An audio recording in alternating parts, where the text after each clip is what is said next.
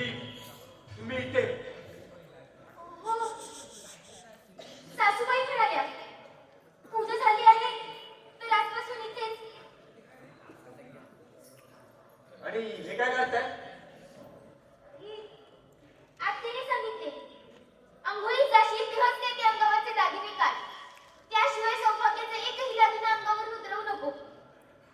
तुझ्या मोठ्या आई म्हणाल्या हो पण लग्नाच्या पहिल्या रात्री बांगड्यांचा आवाज होईल. त्यांनी सांगितले की माझ्याकडून संसाराची अपेक्षा ठेवू नका. मुळात मला हा विवाह मान्य नाही. का? कारण माझे लग्न झाले आहे म्हणजे ते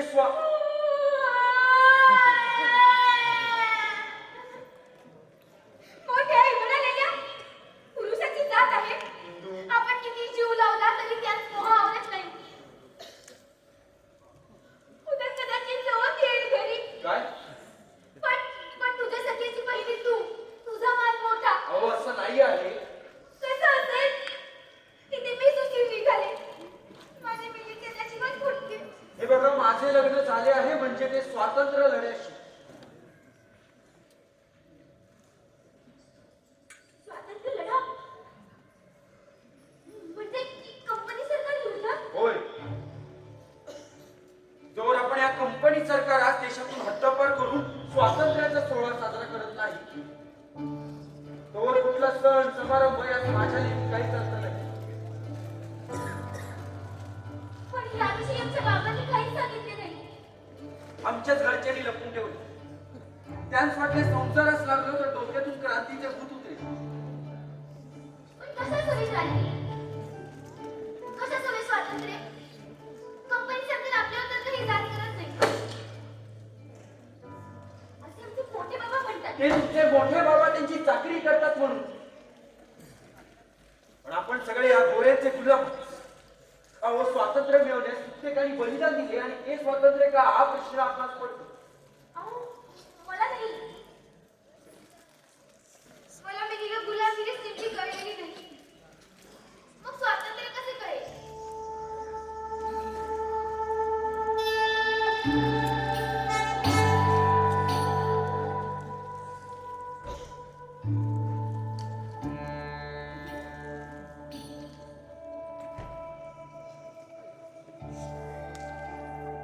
मी माझी निवड का केली?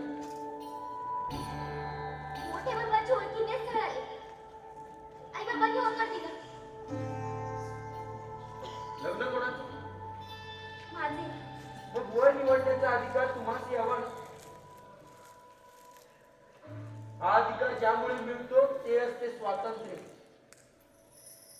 नाहीतर जसे शपथ घालून मला बोल्यावर उभे केले आणि तुम्हाला तुमच्या इच्छेविरुद्ध या लग्नाच्या बेड्या अडकवल्या तर शेवट्या जाऊन आपल्या लग्न माझी इच्छेविरुद्ध झाले.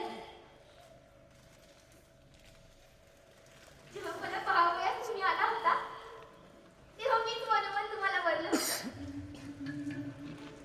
बरे झाले माझे मत विचारले नाही. मला नाही याचे कसे संभवाचे झाले असते. आणि अहो लग्नाच्या वेळा काय देवा ब्राह्मणाच्या साक्षीने तुमच्या नावाचे मंगळसूत्र गळ्यात घालून हे त्याने स्वीकारले आहे. स्वातंत्र्याचे तर ठाऊक नाही. पण आता तुम्हीच माझे सौभाग्य. आणि आत्याने सांगितले आहे ते सौभाग्य शाबूत ठेवण्यासाठी सौभाग्याचा एक एक दागिना महत्वाचा. तो जीवा पार जाऊ. हे बघा या खोलीत तरी तुम्ही हे दागिने खुशाल उतरवू शकता. का? नाही आत्याने केलेली चूक मी नाही करणार. मंगळसूत्राच्या वाट्या निघाल्या म्हणून आत्याने गळ्यातून मंगळसूत्र काढले. आणि तेव्हाच अंगणात कामांना सापड डंक मारला. ते दगावले. अहो आत्याने गळ्यातून मंगळसूत्र उतरवले म्हणून तिचं कुंकू पुसलं गेलं असा दोष सासरच्यांनी देऊन तिला माहेरी पाठवले. खूप वाईट झालं तुमच्या आत्यासोबत.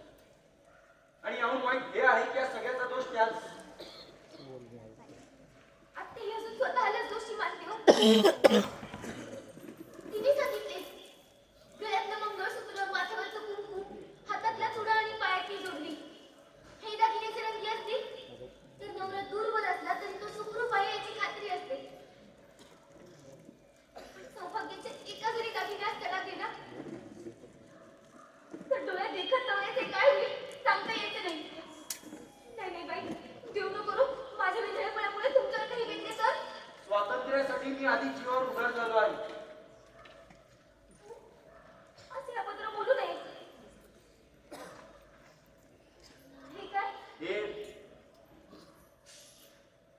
जसे तुमचे हे सौभाग्याचे दागिने आहेत तसा आमचा स्वातंत्र्य लढ्याचा दागिना माधवराव कर्णिकांनी आम्हा सगळ्यांच्या हातात बांधला होता.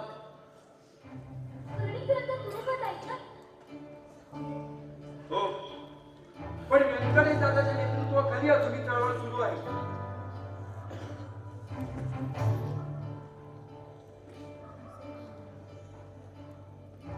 चळवळीचा विसर पडू नये म्हणून बांधलेला गंडा आहे. आईने शपथ घालून लग्ना वेळेस काढून ठेवण्यास सांगितलं होतं. पण आता हा तेव्हाच उतरेल जेव्हा देशात स्वातंत्र्य मिळेल. या धाग्याबद्दल आधी ठाऊक असते तर ही गाठ बांधलीच नसती. हे बघा, तुमची इच्छा नसेल तर मी बोलतो घरच्यांशी. अहो, लग्न गाठीबद्दल नाही म्हणत आहे मी. या धाग्याबद्दल म्हणते. अहो, सौभाग्याचे दागिने घालण्याचे बंधन आम्हा पुरुषच नाही. किमान हा दागिना तरी असू दे. केशव, केशव चल. अरे पण काय सांगतेस? गावात मोठ्याल्या गाड्यावरून विलायती माल आणला गेलाय. स्वदेशी चळवळ सुरू असताना चळवळ मोडून काढण्यासाठी सुरू आहे. त्या गाड्या अडवण्यासाठी व्यंकटेश दादाने हल्ला केला, पण त्यांच्यावर गोळीबार झाला. ते निसटले तेथून. तुम्ही देखील जाताय? घरच्यांस काही सांगू नका. मी पहाटेपर्यंत येईल. पण नाही करा. अहो, सावकाश. अहो, सावकाश, सावकाश. ऐका, इथे रात्रीचे झाले बरे नाही. वारा सुटला आहे. खिडक्या लावून घ्या. अहो,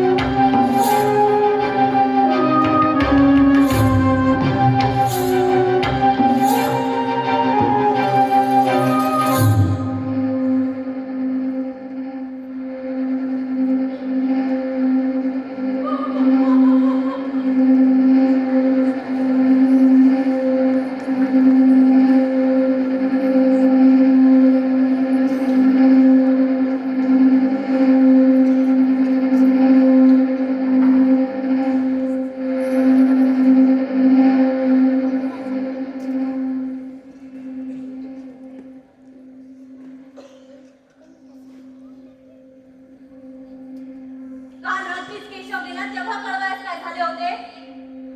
आता कुठे गावाबाहेर निघून गेला असेल तर कसा ठाण पत्ता लागायचा?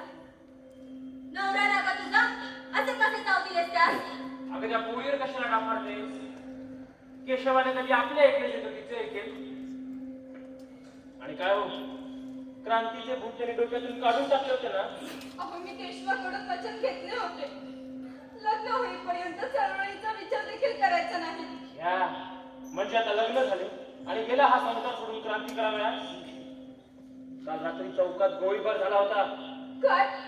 हे सोमेश्वर गोळीबार? तू तो उजवा हात पदरा अडकला पोटे. जर भाऊजींसोबत काही बरे वाईट झाले तर तुझा आत्याच दोष दिला तसा तुला देखील येते बघ. अगं पदरा हे मुली, आमचा केशव जर सुखरूप परतला नाही तर याद राख. माझा राग तिच्यावर काढू नको. केशवा, केशवा काही झाले नाही ना तुला? अरे मी सांगत होते काल गोळीबार झाला रे. हो, पण सगळे सुखरूप आहे. त्याच भूमिगत कराव्यास गेलो होतो. अरे मूर्खा, पण तू पोरांच्या आधी लागला असतास तुला काही झाले असते म्हणजे. केशवा लग्न झाले तुझे आता. अरे आमचा नाही, निदान त्या पोरीचा तरी विचार कर. आई, मी तुला आधीच सांगितले होते. तुझी शपथ मी फक्त लग्न होईपर्यंत पाळेल. माझा चळवळीतला सहभाग तसाच आहे. आणि हो, हे मी इंदूस देखील सांगितले आहे.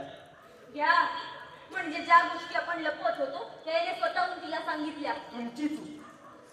मी स्वातंत्र्य लढ्यात आहे याची कल्पना तिच्या आई वडीलच द्यावयास हवी होती. मी एकदा तुमचे ऐकले आहे, पण यापुढे काही ऐकीन याची अपेक्षा ठेवू नका. काय म्हणावे या पोरास? अहो, आत्ताच लग्न झाले आहे. एकदा का संसारास लागला की होईल तो चळवळीपासून. चल इंदू. इंदू, सोडा कुठला तरी भाऊजी आले कसे? तुझीच काही हाड काय म्हणालीस ग? काय नाही भाऊजी.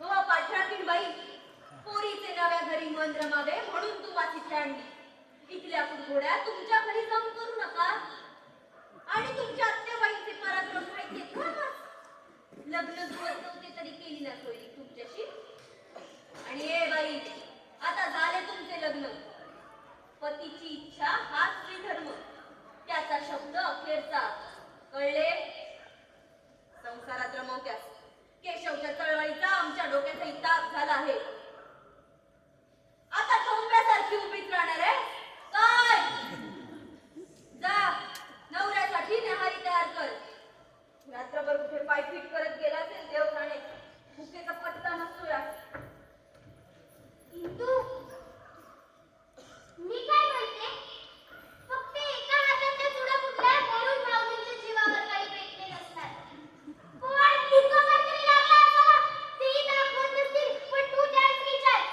नको ना बाई असे काही बोलू आधीच भीती वाटते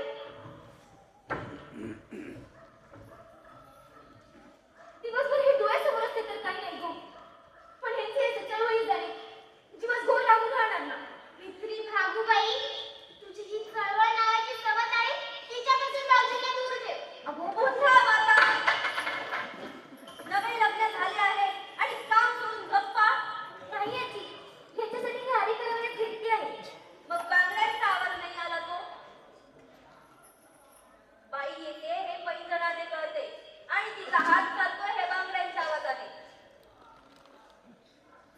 इंदे हे नाही सांगितले आपल्या आईने ह्या हातात नवं तुला बोलावं असावा पण सांगणार काय बांगड्या फुटल्या म्हणून हो सासूबाईने सांगितलं विठ्ठलमुळे उद्या भाऊजी पुन्हा असे कुठल्या चळवळीत गेले आणि त्याच नाही झाले तर मग त्या हाताचा पत्र आडच ठेवायचा अगो सौभाग्याचा दागिना आहे आणि देवकृपेने आज यांच काही झाले नाही पण दिवसाची परीक्षा कशात नाही तुला खायलाच हवा पण तुला एकटीला बाजारात पाठवणार कोण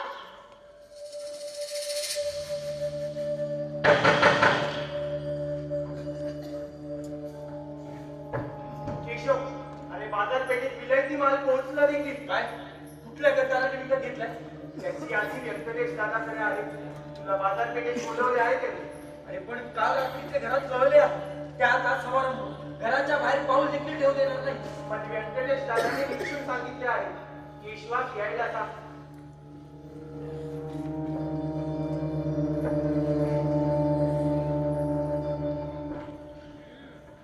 इंदू आले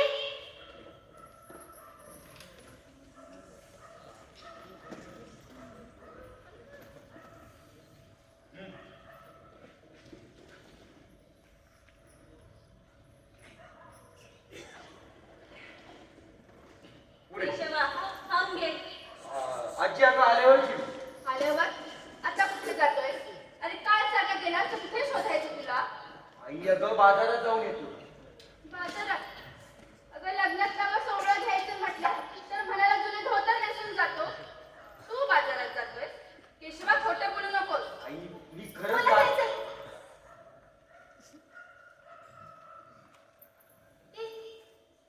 सायंकाळी हळदी कुंकू आहे तर चार गोष्टी नव्या घेईन म्हणते हो यान जायचं आहे मला देखील जायचं आहे म्हणजे सोबत जायचं आहे आमचे कधी ऐकले नाही आणि काल आलेल्या बायकोचे बरे ऐकायला लागलास जाऊ दे पण फार उशीर करू नका केशवा हात धर तिचा. अगं पण गाव कसं नवीन आहे इंदूसाठी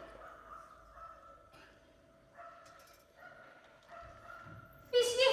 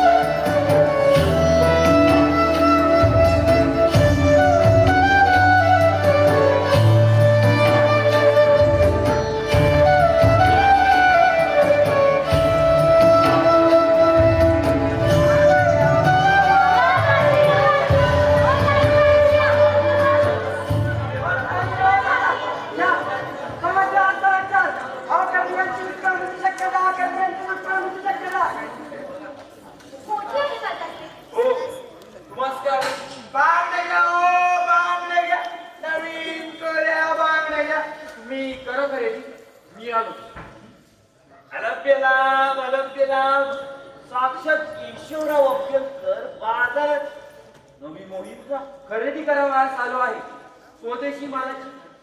तुम्ही मोहीमच समजा. नुकताच लग्न झाले म्हणे तुझे, संसारच लागला. खरीच कालच्या चकमकीत पकडला नाही गेलास. पकडले तर कोणीच नाही गेले. तुमच्या त्या गोऱ्यांकडून पळून गेले. गोऱ्या साहेबास घाबरून असे ऐकले हो.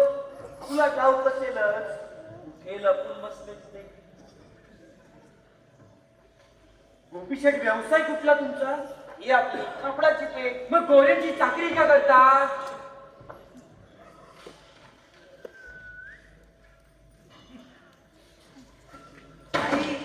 कुठल्या लागू हिरव्या एकाच हातात द्या. अहो ताई दोन्ही आता करून घ्या. नको पटलेला. लवकर पुढे दाखवा आमचे हे ती. ज्यांच्या नावाचं चुडा म्हणतात त्यांनाच ह्या म्हणतात. कमाल आहे. पुढे दाखवताय ना? हो दादानू घेवा घेवा पंचांग घेवा. नको नको. अहो कोणता मुहूर्त वाईट कोणता चांगला हा सगळा लिहिलेला. सूर्य उगवताना कधी मावळताना कधी मग चंद्र येणार की नाही त्याचा वेळ काळ आकार उकार सगळा हा बघा. या अहो नकोय. हो घेवा राघवा. केशव. अनुभव मोठा दिलाय ना. अनुभव व्यंकटेश दादा येणार होते. हो मोरे आमच्या मागावर आहे. मीच तसा बसा आलो. हे बघ केशव काहीही झालं तरी विलायती माल विकला जाण्याआधी त्याची भुई व्हायला हवी. गावात सगळ्यांना सांगा. पंचांग घ्या. आपल्याला एक चळवळ उभी करायची. मुहूर्ताचा दिवस 5व्या पानावर आहे. नाहीये. 10व्यावर असेल. हा. बघा काही झालं तरी पाहुण्यांना आमंत्रण पोचता कामा नये. का हो? विसरायची सवय. गोंधळ हा त्या दिवशी हा. चौपाळाच्या आवाजाने पाहुणे आले पाहिजे काय. बरोबर बरोबर. सापडला पुढचं. नाही ना. घरी जाऊन शोधा. हा. हो 5 पैसे. इसरायची सवय. या गोंधळाची जबाबदारी तुझ्यावर आहे केशव. सांभाळू. विलायती मालाची शेकोटी पेटवून गोंधळ हा मुहूर्तावरच.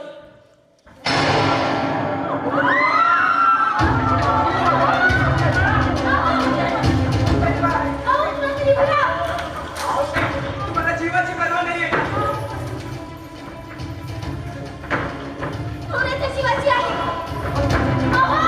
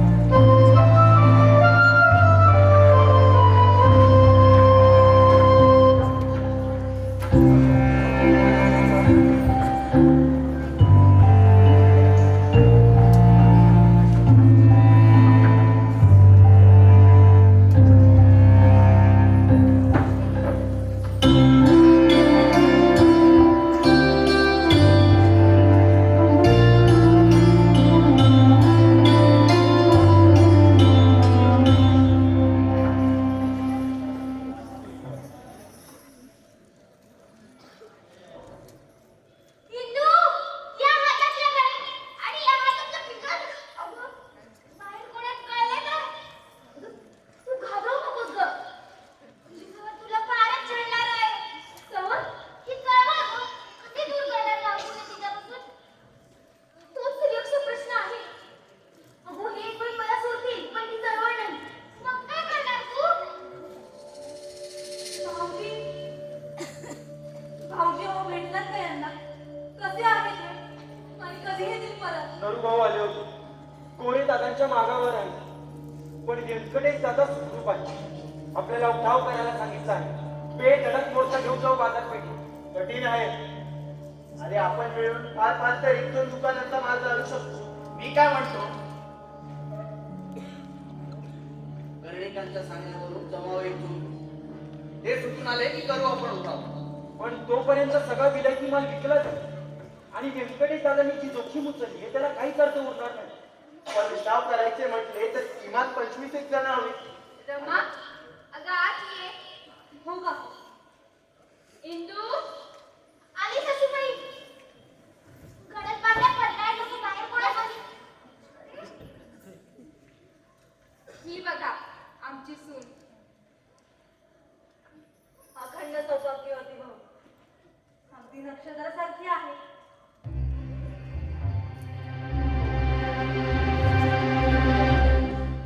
केशव भाऊजी नशीब काढलं तो.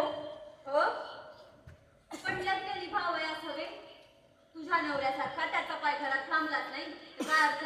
आजी काय चुकीचं म्हणते मी. लग्न झाले म्हणजे संसाराचे भान असावयास हवे. आयुष्यात तुझे एकटेच नव्हे हो, दोनाचे चार झाले आहेत. केशव, अरे उठावाचं काय? इंदू तुम्ही आल आमच्यासोबत उठावास. अरे आपण सगळे मिळून 10-12 जण आहोत.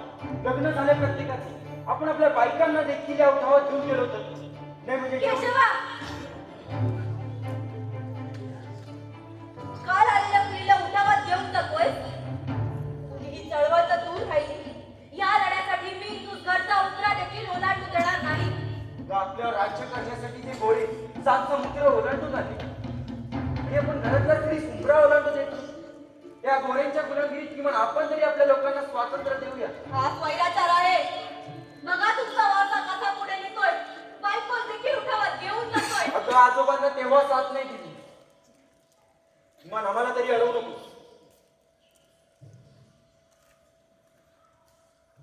आजोबांनी साथ नाही दिली एवढे ठाऊक आहे.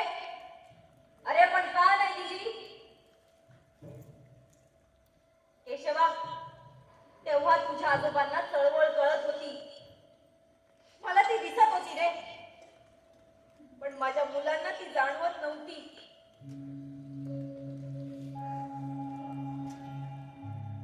अरे तेव्हा मी घरी थांबले की तुझे आजोबा चळवळी पाहिजे संस्कार वाऱ्यावर सोडून गेले होते ना तो सावरायला. तुम्ही पुरुष काय जीवावर उदार होऊन जाता. इथे घरातल्या बाईला तिच्या संपत्तीची काळजी लागून राहते.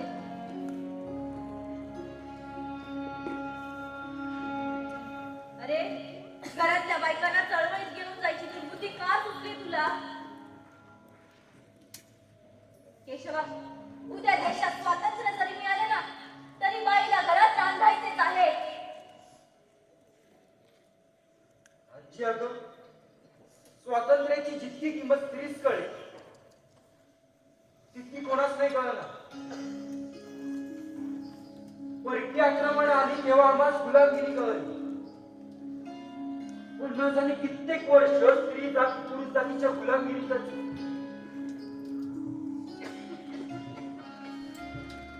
आणि त्या पुरुष जातीमध्ये तिचा नवरा देखील आहे. त्यांच्या गुलामगिरीत तुम्ही नाचता. त्यांना तुम्ही सौभाग्य कसे मानता. आता तुला हवे म्हणून तू इंदूस घेऊन जातो.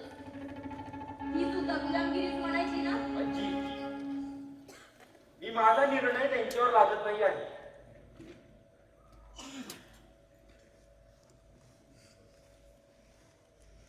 हिंदू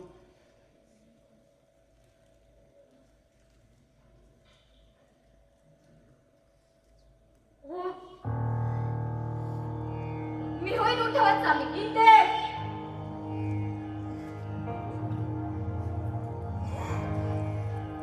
पतीची इच्छा हाच स्त्री धर्म. त्याचा शब्द अखेरचा.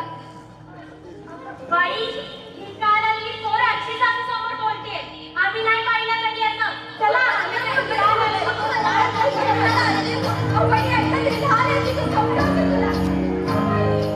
बाईने अरे हळदी कुंकवासाठी आल्या होत्या त्या. हळदी कुंकू न लावता गेल्या. हिंदू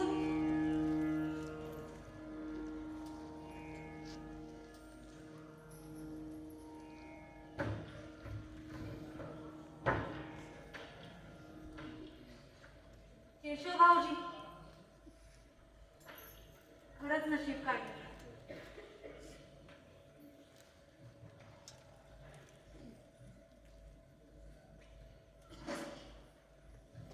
इंदू तुम्ही मनापासून हे मी उठाव नका जाऊ म्हटले तर तुम्ही थांबणार आहात. तुम्हाला तुमचे या दागिन्याचे कर्तव्य पार पाडायचे आहे. आणि तुम्ही किती ठाम आहात हे मला कळून चुकले. तुमच्यासाठी जसा लढा आहे तसे माझ्यासाठी माझे सौभाग्य. आणि ते मला माझ्या डोळ्यांसमोर हवे. म्हणजे तुम्ही या लढ्यात माझ्यासाठी येत इंदू मला हे मान्य नाही. अहो, उठावा देण्याचे कारण काही असो माझा निर्णय आहे तो. आणि तो घेण्याचे स्वातंत्र्य दिले आहे ना तुम्ही मला. हे जपाया निघाली बया कुंकू जे हाय माथ्यावर कुंकवान घातला गोंधळ गुलामीची होय संहार हा तुम्ही तुमचा दागिना जपा. मी माझा दागिना जपते. दागिन्यानं घातला हा गोंधळ त्याच्या दागिन्यानं घातला हा गोंधळ माझ्या बळेला उंग नाही वार माझ्या बळेला उंग नाही वार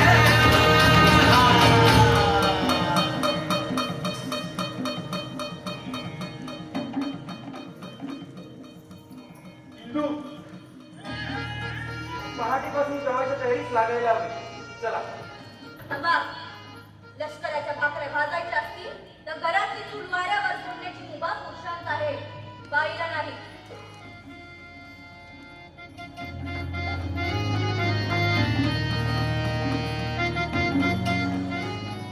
अहो, माझ्या माणसं सोबत नाहीये.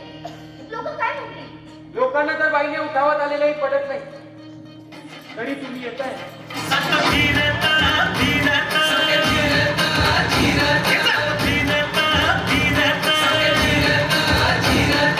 सख्याची आगळी करीत ती बैला नाही कळत काय झाले? कोळ्यांनी शेतमालावर कर वाढवला. अशा सावकारांनी व्याज वाढवून ठेवला आहे. त्याच विरोध केला तर पोलिसांनी सावकारांनी बडवलं यांना. सावकारांसाठी पोलीस नव्हता म्हणजे कंपनी सरकारच्या मर्जीनेच होत. तुम्ही लहान मुलांवर देखील हात उचलला आहे. आज आहे तो तुमच्यावर झाला नाही पण देशात होतोय. म्हणजे आपल्यावर देखील अहो लहान असो वा मोठी मर्जीतले असो वा मित्र पण चालेच नाही. ऐका.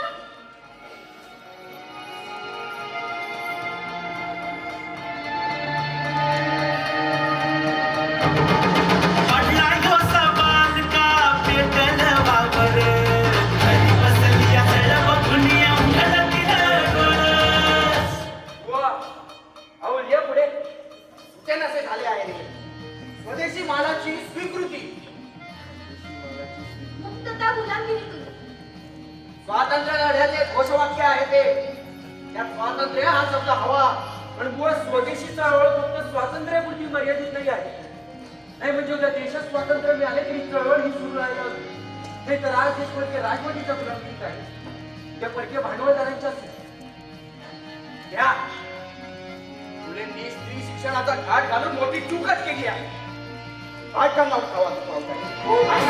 हे गावाला उत्तर मुक्त होऊ दे विचार करते या चळवळ तरी मनी हाय का काहुर स्वदेशी मालाची स्वीकृती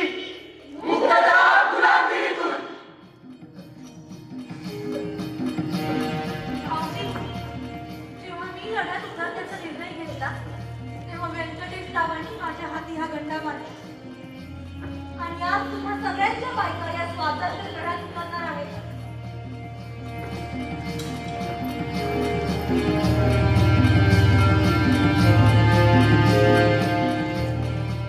हा घंटा हातात बांधणं म्हणजे तुम्ही या लढ्यापुरते मर्यादित नाही आहात. या लढ्याशी कायमच्या जोडल्या जाणार, तेही माझ्यासाठी नाही तर देशासाठी. दागिन्यान घातला गोधळ माझ्या बळेला उंगला हे वर केशव! केशव!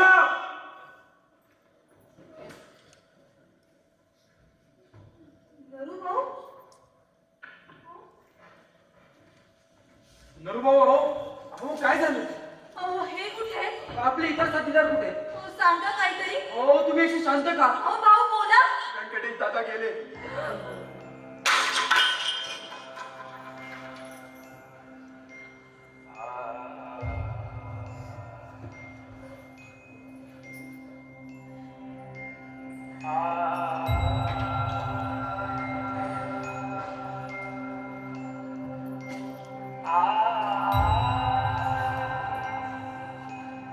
आम्ही सगळे साथीदार दोषी गोळच्या जुन्या वड्यात भूमिका होतो.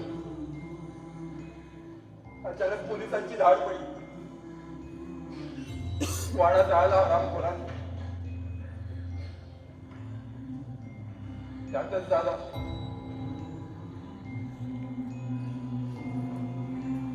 आम्हा सगळ्यांना पळवून लावण्यासाठी दादा पोलिसांसमोर आला. अंगावर गोळ्या झेलत अडवून ठेवलं होतं पोलिसांनी.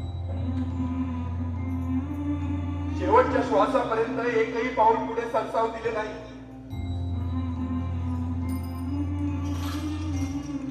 सगळे साथीदार निसटले.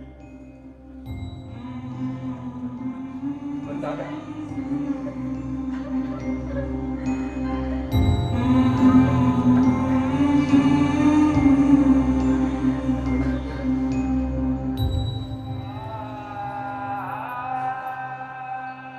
अलकर, धुवट, मशाली घ्या. त्या व्यंकटेश दादांनी काय सांगितले होते? उठाव हा ठरल्या दिवशीच होईल, तोही बेधडक. स्वदेशी मालाची स्वीकृती. स्वदेशी मालाची स्वीकृती. स्वदेशी मालाची स्वीकृती.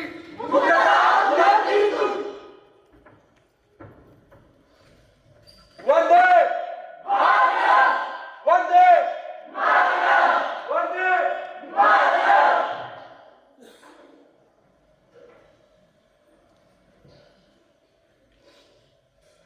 इंदू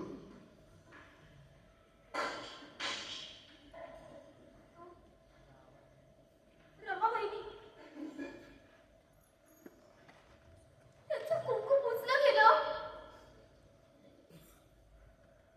सौभाग्याचा एक एक दागिना अंगावरून उतरवला गेला. तुमच्या हातात गंडा अजूनही तसाच आहे. हो, पण आता समजली होती ती बाई. बातमी आलेली क्षणात ज्या राजाने आपले सर्वस्व हिरावून घेतले, अजूनही तो लढा द्यायचा आहे त्या. एवढे भटकटकर कसे?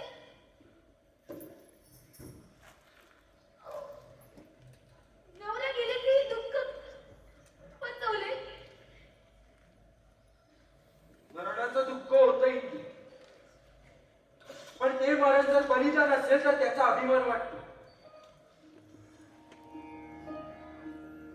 दुःखाला अभिमानाने सावरले.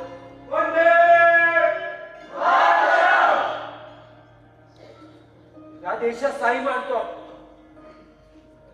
तुम्हा सर्व वहिनींच्या अंगावरून हे दागिने उतरवताना एवढी अडळ वाटली. विचार करा, आपली ही मातृभूमी कित्येक वर्ष गुलामगिरीच्या वेढ्यात आहे. तिचं सौभाग्य आहे स्वातंत्र्य.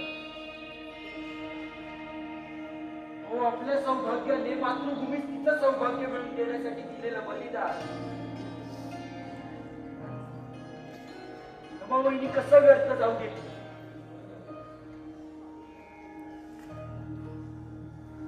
माझं रमाबाईंना समजून घ्यायचं असेल तर तुम्हाला साधी हा लढा समजून घ्यावा लागेल.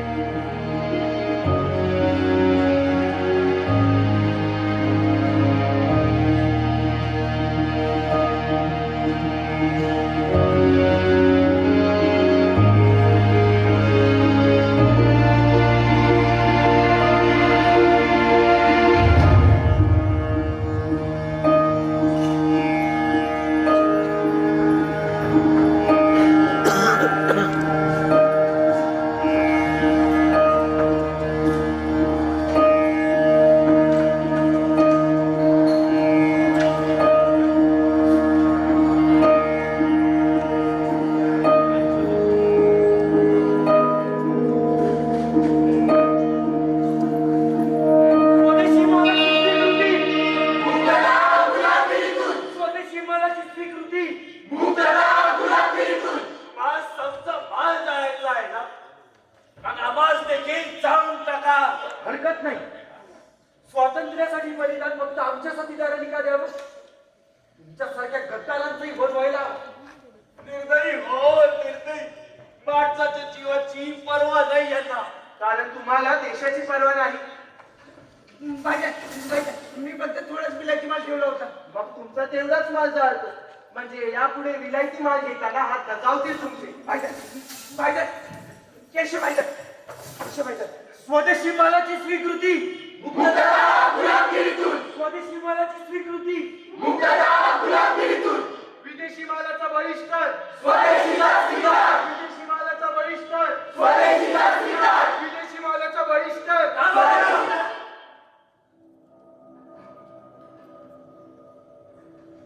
तू स्वतःच मोठा देशभक्त म्हणवतोस ना. आम्ही विलायती माल विकतो म्हणून आम्ही देशद्रोही. आणि तुमच्या बायका त्या विलायती वस्तू अंगीकारतात हे चालतं तुम्हाला. म्हणजे या मुलीच्या हातातला चुडा विलायती आहे. गोपीशेठ अरे केशव, या बाईने माझ्याकडून चुडा विकत घेतला होता.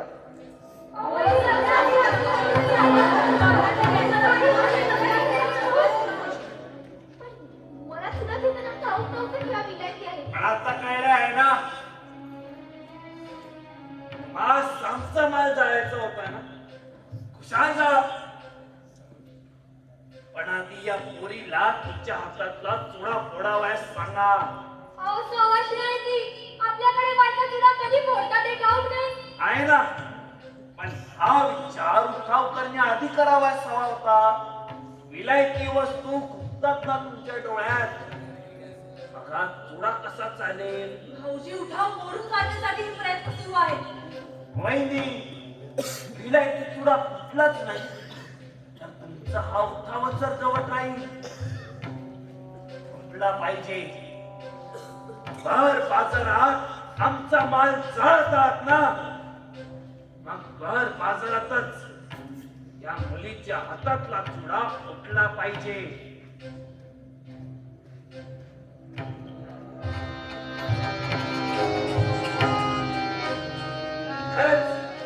खरंच एखादा तत्वनिष्ठ असताना तर स्वतःहून बायकोच्या हातातला चुडा ठेचला असता. पण नाही. बायकोच्या हातातला चुडा ठेचला तर आपल्या जीवावर बिंदी. याची भीती देशच्या प्रेमापेक्षा मोठी आहे हो. सगळेच व्यंकटेश सारखे नसतात. या केशवची चळवळी प्रतीची खोटी निष्ठा पाहून वाटतं तो व्यंकटेश बिचारांना हात केला. या भेटण्याच्या जीवावर उठाव सोडून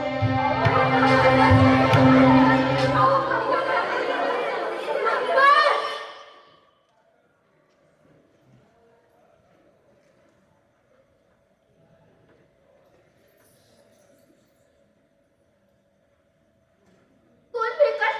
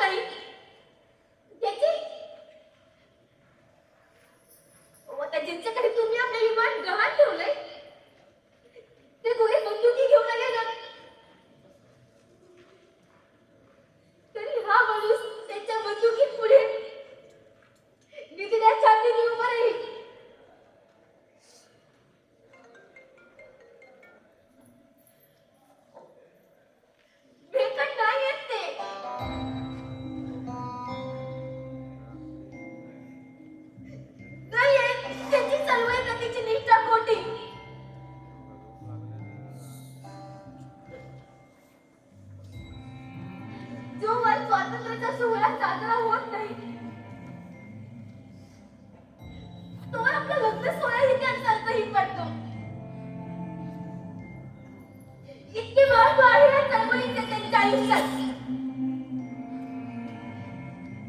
ज्या पुढे त्यांना आपला जीवही महत्वाचा वाटत नाही.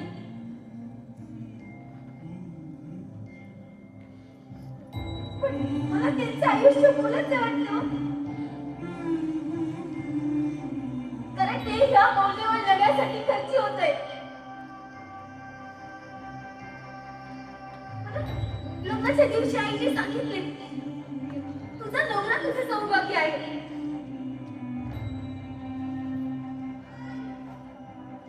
पण माझ्या सौभाग्याने मला जाणीव करून दिली की स्वातंत्र्य हे देशाचे सौभाग्य आहे.